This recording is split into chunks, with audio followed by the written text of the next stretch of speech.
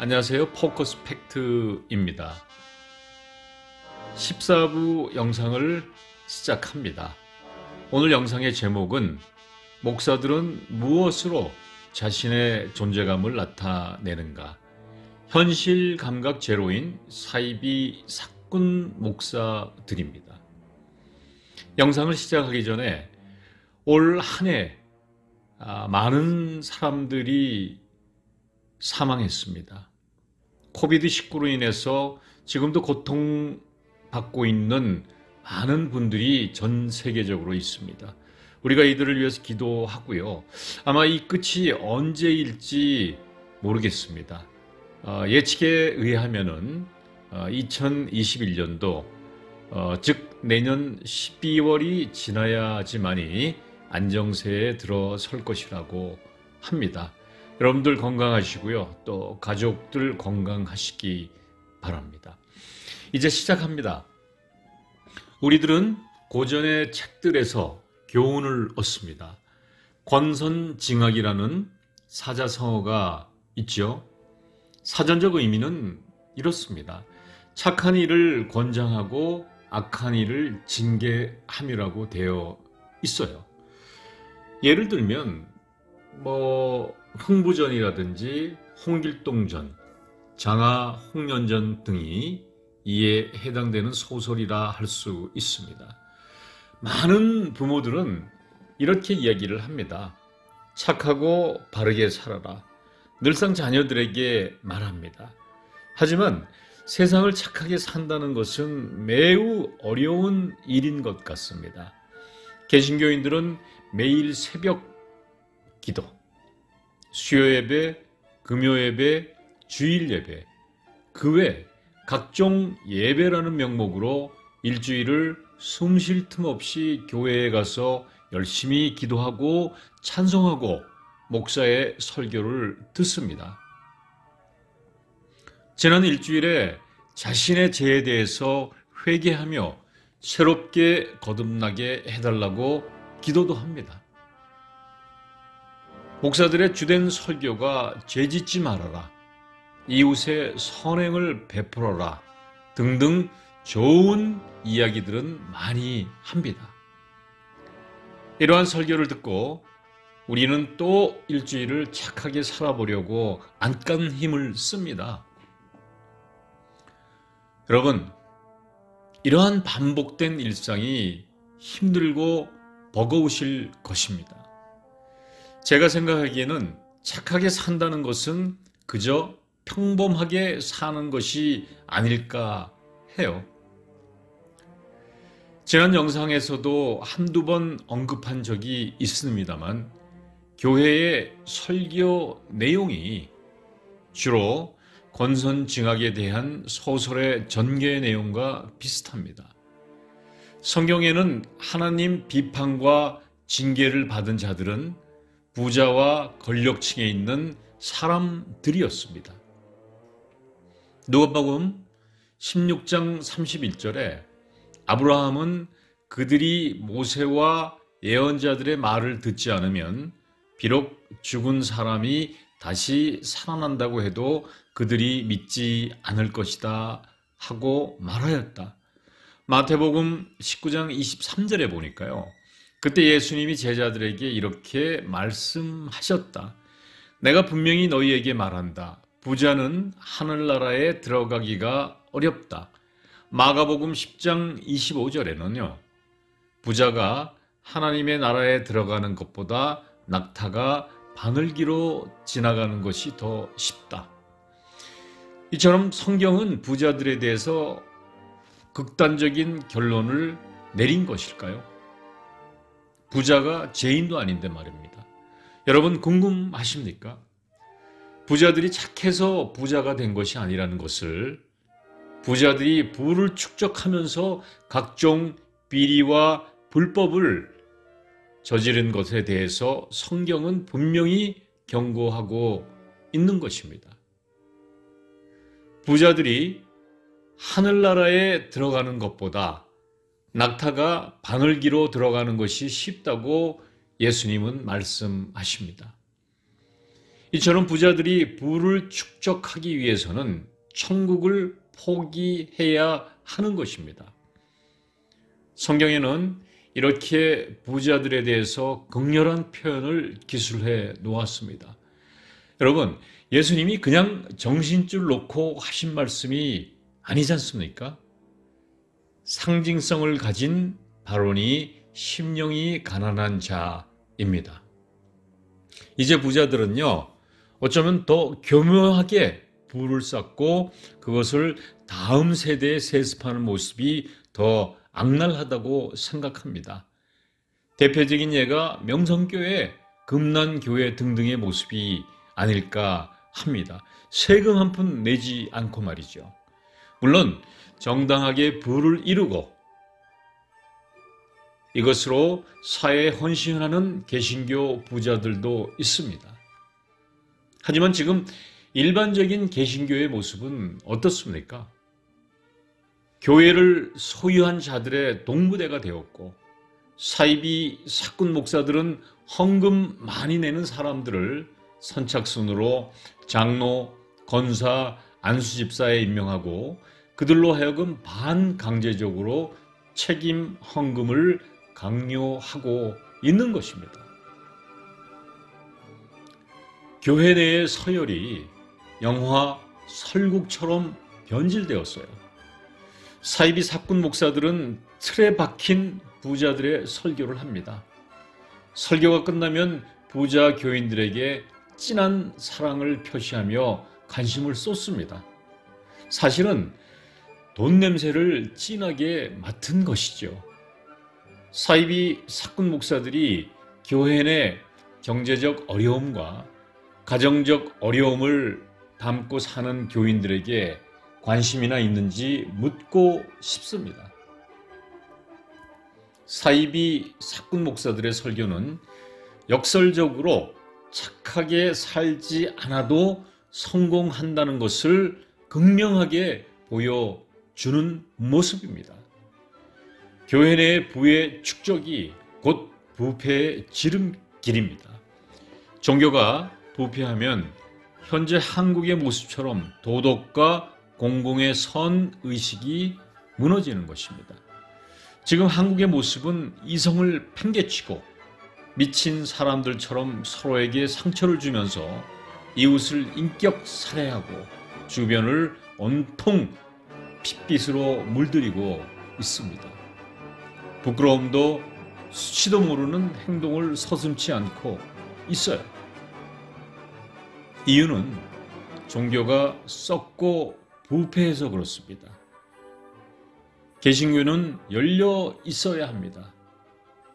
그런데 폐쇄적이에요. 교회 내부에 이해할 수 없는 결속이 외부 사람들로 하여금 이질감을 느끼게 하고 색안경을 쓰고 바라보게 하는 것입니다. 이렇게 된 것은 사이비 사꾼 목사들의 무지와 끝없는 탐욕 때문입니다. 자신이 심우하고 있는 교회 내부의 치부와 상처를 외부에 알리기 싫어하는 이유입니다. 여담입니다마는 목사들끼리 모이면 흔히들 교인 100명이면 먹고 사는데 지장 없다고 이야기를 해요. 사이비 사꾼 목사들이 지방에 연회라는 것을 개최하면 이런 이야기들이 오갑니다. 너희 교회 성도는 몇 명이냐? 헌금은 얼마나 나오느냐? 심지어 교인들이 목사에게 상담한 개인적인 내용까지 까발리며 뒷담화까지 합니다. 한심하고 부끄러운 일입니다. 여러분들은 무엇을 이들에게 받았는지 궁금합니다. 많은 분들이 은혜를 받았다고 합니다. 진정한 은혜는요, 목사에게 받는 것이 아니고 하나님께서 보내주시는 것입니다. 이러한 착각이 기복신앙을 불러오고 목사들을 신격화하는 것입니다. 사이비 사꾼 목사들에게 질문합니다. 여러분이 신인가요? 아니라고요. 그런데 왜 신처럼 행동하십니까? 세상 사람들이 개신교 사이비 사꾼 목사들의 모습에서 신의 모습을 보고 있고요.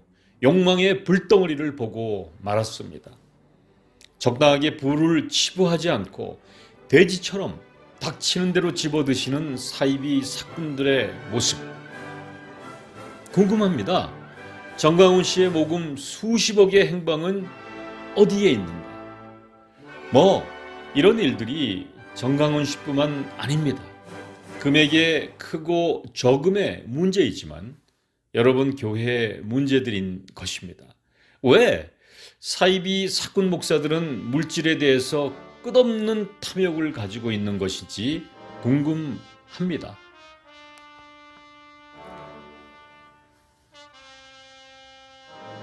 이런 부류의 사이비 사꾼들로 인해서 우리 의식도 우리도 저렇게 철면피처럼 살면 부자가 되겠다 하는 의식이 생기게 됩니다. 이러한 이유로 개신교 모습이 더 이상 성역이 아니라는 것입니다. 하나님께 가문의 저주를 받아 성전에서 목이 부러져 죽은 엘리 제사장의 잘못은 자식들을 잘못 교육한 죄입니다. 지금 사이비 사꾼들은 자기 자식들에게 어떠한 유산을 남겨줄지 궁금합니다. 자식은 부모의 거울이다라는 속담이 생각납니다. 요한복음 2장 13절에서 16절에 유대인의 유월절이 다가오자 예수님은 예루살렘으로 올라가셨다. 예수님은 성전 안에 소와 양과 비둘기 파는 장사꾼들과 돈 바꿔주는 사람들이 앉아 있는 것을 보시고 노끈으로 채찍을 만들어 양과 소를 모두 성전에서 몰아내시고 돈 바꿔주는 사람들의 돈을 쏟아 버리시며 그들의 상을 둘러 엎으셨다. 그리고서 비둘기 파는 사람들에게 이것을 당장 치우고 앞으로는 내 아버지의 집을 장사하는 집으로 만들지 말아라 하고 말씀하셨다. 여러분, 성경에 예수님이 물건을 부시고 양과 소들을 몰아내고 크게 화를 낸 구절이 이 부분 말고 또 있나요? 단 한 번 예루살렘 성전에서 크게 화를 내셨습니다. 예수님은 최후의 만찬에서 가롯 유다의 배신에 대해서 암시를 할 때도 지극히 평정심을 잃지 않았습니다. 오히려요, 가롯 유다를 측은하게 여기셨습니다. 이러한 태도를 견지했던 예수님이 예루살렘 성전에서 왜 이러한 행동을 했을까요? 여러분 잘 아실 것입니다. 그것은 성전, 즉 교회가 세상과는 달라야 한다는 것을 강하게 말씀하고 있는 것입니다. 성전은 말 그대로요, 성스러운 하나님의 건물이라는 것이죠. 또 성령만이 존재해야 되는 곳입니다. 그리고 세상의 풍습과 행태들과 담을 쌓아야 하는 것입니다. 하지만 사이비 사꾼 목사들이 성전을 장사하는 곳으로 만들어 버렸습니다. 여러분들은 자신의 존재를 어떻게 나타냅니까? 돈으로, 학력으로, 건강함으로, 세상 지위와 명예로, 자녀들에게 자랑스러운 부모로, 우리들에게는요, 자신의 존재감을 나타내는 수많은 방법들이 있을 것입니다. 예를 들어 보자고요. 검사는 공소장으로 자신의 존재감을 나타내는 것입니다. 교수는요, 논문으로 자신의 존재감을 나타내는 것입니다. 회사원들은요, 실적으로 자신의 존재감을 나타내는 것입니다. 그러면 목사들은 무엇으로 자신의 존재감을 나타내야 합니까? 목사는 설교로 자신의 존재를 나타내고 입증하며 그 방법은 양질의 설교입니다.